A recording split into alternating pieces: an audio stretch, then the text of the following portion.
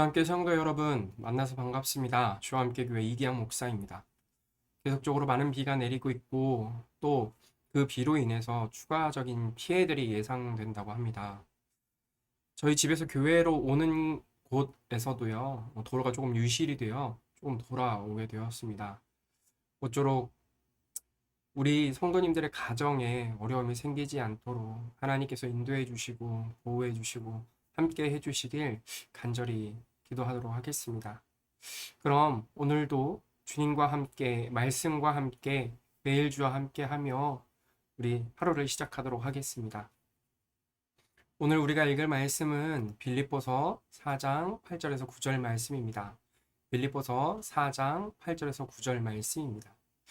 끝으로 형제들아 무엇에든지 참되며 무엇에든지 경건하며 무엇에든지 옳으며 무엇에든지 정결하며 무엇에든지 사랑받을 만하며 무엇에든지 칭찬받을 만하며 무슨 덕이 있든지 무슨 기림이 있든지 이것들을 생각하라.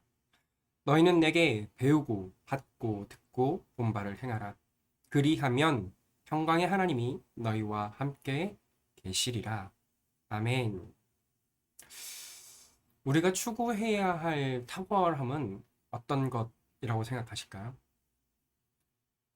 사랑하는 사람을 버리고 좋은 배경을 가진 배우자와 결혼하는 것?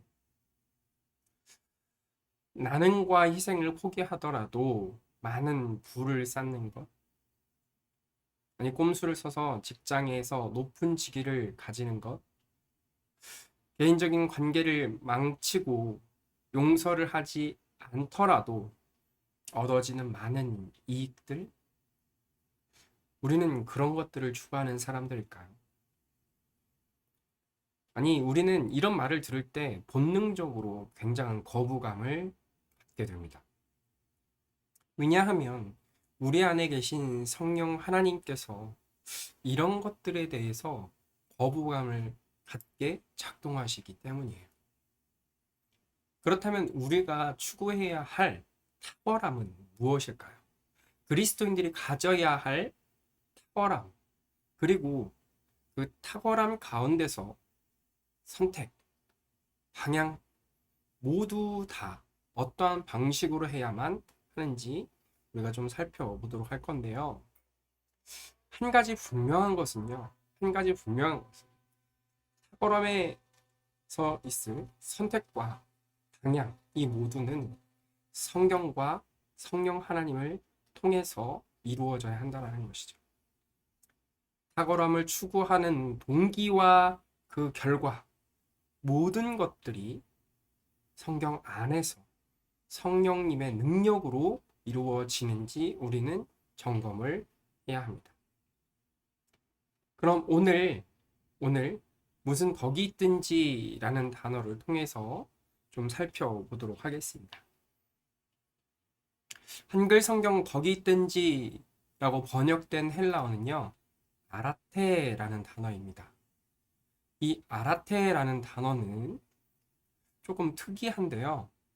미덕, 뛰어나게 좋음이라는 뜻도 있지만 우선 이런 사전적인 의미보다 그 당시에 어떻게 쓰였는지에 대한 배경을 좀 알고 가야 됩니다. 그리스 사람들이 이 단어를 쓸 때는요, 전장에서 뛰어난 전투를 할 수 있는 남성의 탁월한 전투적 능력을 말할 때 이 아라테라고도 썼고요.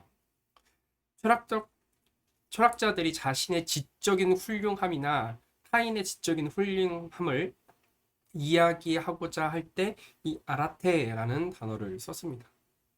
더불어 용기와 미덕의 여신인 이 아라테라는 여신까지 만들어서 그 여신을 지칭할 때 사용도 했습니다. 즉 아라테라는 이 단어는 그리스도인들에게 있어서 굉장히 광범위한 의미로서 사용이 되었다는 것이죠. 신체적, 지적, 때로는 신을 의미할 때 이 단어를 광범위하게 썼습니다. 그리고 빈번하게 사용했습니다. 그러나 성경의 저자들은 이 아라테라는 단어를 구약, 신약 합해서 약 10번 썼습니다. 구약에서는 6번을 썼고요. 신약에서는 4번을 사용합니다. 그중 구약에서 6번 중 5번은요, 하나님을 묘사할 때 사용됐고, 한 번은 대제사장에 관해서 사용됐습니다. 그리고 신약은 총 4번 사용됐는데, 이 중 2번은 하나님에 관해서 또 묘사를 할 때 사용됐고요. 또 나머지 2번은 예수님을 따르는 사람들의 탁월함에 대해서 이야기를 합니다. 즉, 세상에서 말하는, 그 당시 그리스 사람들이 말하는 탁월함과 성경의 저자들이 말하는 탁월함의 출발점은 다릅니다. 세상 사람들이 말하는 탁월함은 인간의 개인적인 능력입니다. 하지만 성경에서 말하는 탁월함의 출발점, 그 시작점은 바로 하나님이라는 것이죠. 하나님께서 우리에게 능력을 주실 때 나타나는 탁월함, 이것이 바로 성경에서 말하는 아라테라는 것이죠. 그렇다면 우리 그리스도인들이 추구해야 할 아라테, 탁월함은 무엇일까요? 그리고 성경의 말씀 위에서 우리는 어떠한 아라테를 추구하며 우린 어떠한 탁월함 가운데 하나님 앞에 서야 할까요? 그리고 하나님을 의지하면서 성령의 능력으로 탁월함을 추구하는 삶은 과연 어떤 모습으로 나타나게 되는지 조금 더 깊이 살펴봤으면 좋겠습니다. 갈라디아서 5장 19절에서 24절 말씀입니다. 조금 길지만 우리 천천히 한번 읽어봤으면 좋겠습니다. 육체의 일은 분명하니 곧 음행과 더러운 것과 호색과 우상숭배와 주술과 원수 맺는 것과 분쟁과 시기와 분냄과 당짓는 것과 분열함과 이단과 투기와 술취함과 방탕함과 그와 같은 것들이라. 전에 너희에게 경계한 것 같이 경계하노니 이런 일을 하는 자들은 하나님의 나라를 유업으로 받지 못할 것이요 오직 성령의 열매는 사랑과 희락과 화평과 오래 참음과 자비와 양성과 충성과 온유와 절제니 이 같은 것을 금지할 법이 없느니라. 그리스도의 예수의 사람들은 육체와 함께 그 정욕과 탐심을 십자가에 못 박았느니라. 아멘. 우리가 추구해야 될, 그리스도인들이 추구해야 할 탁월함, 이 아라테의 목록들이 다음과 같습니다. 하나님의 말씀과 성령님의 능력으로 추구해야 할 것은 바로 성령의 열매이죠. 그런데 이 성령의 열매를 열심히 맺으려고 하면 놀랍게도 하나님께서는 우리 삶에 응답해 주십니다. 신기하게 하나님의 말씀 위에 서려고 노력하면 노력할수록 우리는 사회에서 뒤처질 것만 같은 생각이 들지만, 하지만 오히려 반대로 우리는 이 사회 속에 나가서 인정받고 때로는 하나님의 놀라운 축복 가운데서 더 성공한 삶을 살아갈 수 있다라는 것이죠. 그럼 제가 왜 이렇게 확신에 찬 말을 할 수 있을까요? 말씀을 전할 수 있을까요? 제가 성실교회와 목동제일교회에서 가르친 친구들 중에서요, 어와나를 정말 열심히 했던 친구들이 있습니다. 근데 이 친구들은요, 부모님도 마찬가지지만 이 친구들은 하나님의 말씀 위에서 항상 탁월함을 추구했던 친구들이었어요. 저 성령의 열매를 정말 맺기 위해서 하나님의 말씀을 열심히 암송했던 친구들이었습니다. 이 친구들은요, 어와나 TNT에서 배우는 4가지의 책이 있는데 이 4가지의 책을 한 번도 틀리지 않고 처음부터 끝까지 1권, 2권, 3권, 4권을 전체를 외우는 멀티플에 도전한 친구들이었어요. 이 멀티플은요, 약 128개의 질문, 그거에 대한 대답, 그리고 그 대답이 왜 이루어져 있는지에 대한 성경의 출처의 말씀을 외우는 겁니다. 한마디로 128개의 구절을 전부 외워야 되는 거죠. 그리고 그 전체를 외울 동안 딱 2번의 추가적인 기회를 줍니다. 그 2번의 기회를 넘어가면 틀리는 거예요. 그럼 처음부터 다시 해야 되는 거죠. 이 멀티플 암송을 했던 부모님들께서는요, 아이의 학교 공부보다 말씀 외우는 것을 더 중요하게 가르쳤습니다. 대부분의 이것을 도전하는 학생들의 학년은 5학년에서 6학년 학생들입니다. 왜냐하면 4개 과정을 다 맞추려면 6학년에서부터 그걸 도전할 수 있기 때문이에요. 6학년부터 한다라는 것, 즉 중학교 과정을 미리 준비하는 그 아이들이 자신의 공부를 다 내려놓고 그것만 열심히 준비한다라는 것이. 근데 참 놀라운 건요. 이 말씀을 암송하고 한 권 할 때마다 이 아이들의 학교 성적이 같이 올라가는 기적을 경험했다고 부모님들은 동일하게 말씀해 주셨습니다. 심지어 성실교회에 있는 친구는요, 전교 1등까지 한 모습을 제가 직접 봤습니다. 왜 그럴까? 라는 생각을 하는데요. 그 당시에는 하나님의 축복이다라고만 생각을 했어요. 하지만 그게 아니라 우리가 삶에서 아라테, 탁월함, 하나님의 말씀 가운데 탁월함을 추구할 때 하나님께서는 우리에게 이 세상 가운데서도 인정받을 수 있게 인도해 주시고 도와주신다라는 거죠. 그것이 바로 하나님께서 그리스도인들에게 기대하고 또 그리스도인들이 해 나아가야 할 탁월함, 아라테 아닐까요? 그리고 우리는 조금 더 이 바탕을 두고 생각을 하시면서 삶을 살아가셨으면 좋겠습니다. 내가 하나님의 말씀 위에서 아라테를 추구할 때 하나님은 나의 삶을 축복해 주실 것이다. 이런 확신을 가지면서 살아가시길 간절히 소망합니다. 그리고 우리 마지막입니다. 마지막. 우리 이 많은 말씀들, 많은 단어들을 살펴보면서 우리가 어떤 생각을 해야 되고 어떤 삶의 방향성을 가지고 살아가야 되는지 배우게 되었습니다. 그렇다면 우리는 왜 이런 것들을 추구하면서 살아갈까요? 그것은 간단합니다. 바로 빌립보서 4장 9절의 말씀에 있는 하나님의 약속이 있기 때문 아닐까요? 그럼 그 약속의 말씀을 한번 같이 읽어보도록 하겠습니다. 빌립보서 4장 9절 말씀입니다. 우선은 개역 개정을 읽어드릴 거고요. 또 새 번역을 한 번 더 읽겠습니다. 성도님들께서도 따라서 눈으로 그리고 입으로 함께 읽었으면 좋겠습니다. 먼저 개역 개정입니다. 빌립보서 4장 9절 말씀. 너희는 내게 배우고 받고 듣고 본 바를 행하라.